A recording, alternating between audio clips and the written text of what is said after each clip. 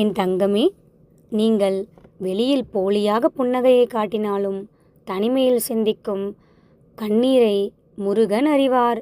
நான் யாருக்கும் தீமை செய்யவில்லையே, ஏன் எனக்கு இந்த சோதனை என்ற உங்களின் கேள்விக்கு முருகன் பதிலளிக்கிறார்.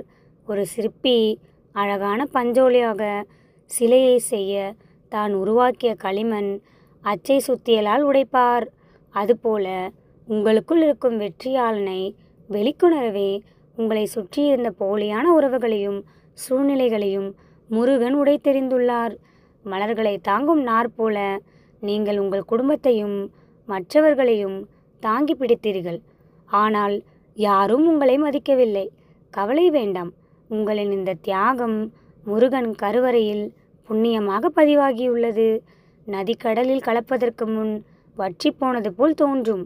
அதுபோல உங்கள் வாழ்வாதாரம் இப்பொழுது பலவீனமாக தோன்றினாலும் நீங்கள் சமுத்திரமாகிய முருகனோடு கலக்கும் இறுதி நிலை இது.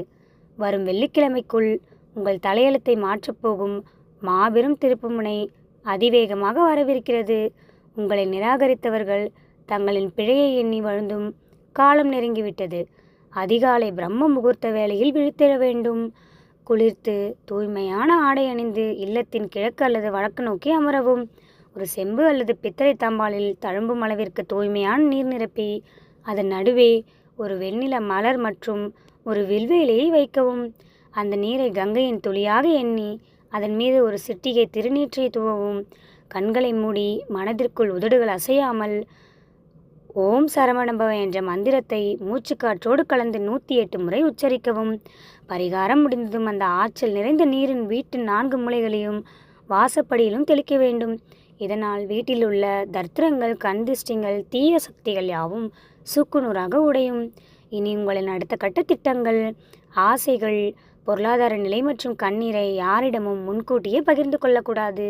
திட்டங்களை வெளியே சொல்வது உங்களின் எதிரிகளிடம் நீங்களே கல்லை கொடுப்பதற்கு சமம். உங்களை ஏமாற்ற நினைக்கும் போலி உறவுகள் இனிமையான வார்த்தைகளுடன் உங்களை நெருங்கும் பொழுது முருகன் உங்களின் நெஞ்சாங்குழியில் ஒரு நடுக்கத்தையும் தொண்டை வறட்சியையும் ஒருவித பதற்றத்தையும் அறிகுறியாக ஏற்படுத்துவார். அந்த உள்ளுணர்வு எச்சரிக்கையை உணர்ந்து கொண்டு உடனே அவர்களை புறக்கணித்து விடுங்கள். உங்கள் வம்சத்தை சூழ்ந்த இந்த கர்ம வினைகள், வறுமை மற்றும் நோய்களை முருகன் தன் நிழலால் மறைத்து காப்பாற்றி விட்டார்.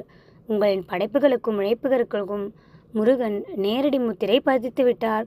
இனி தொட்டதெல்லாம் துலங்கும். நம்பிக்கையோடு இருங்கள். நல்லதே நடக்கும்.